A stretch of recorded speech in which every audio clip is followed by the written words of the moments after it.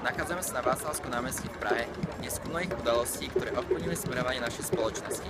Jednou z najvýznamnejších v našej modernej histórii je obdobie pokusu o demokratizáciu socialistického režimu v Československu, známe ako Pražská jar. Hlavným predstaviteľom týchto myšlienok bol významný slovenský politik Alexander Dubček. Vrchol svojej politickej kariéry prežil v Prahe, odkiaľ šíril svoju víziu spravodlivejšej a slobodnejšej spoločnosti.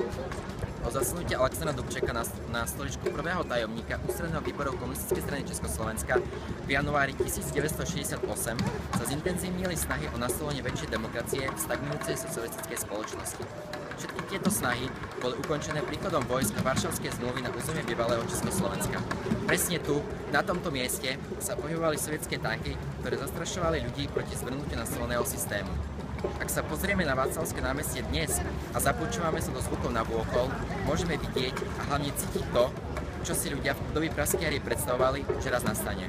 Rozličné jazyky cudzích národností, mnoho mladých ľudí, pochádzajúcich z rozličných kútov sveta, obdivujúcich krásy hlavného mesta Českej republiky. Aj tieto na prvý pohľad malichernosti sú dôkazom našej slobody, teda toho, čo chcel Alexander Dubček dosiahnuť pre svoju vlast počas pôsobenia v československej politike. Pre komunikačné cvičenie číslo 2 Vysokej školy medzinárodných a verejných vzťahov v Prahe Tomáš Vajda.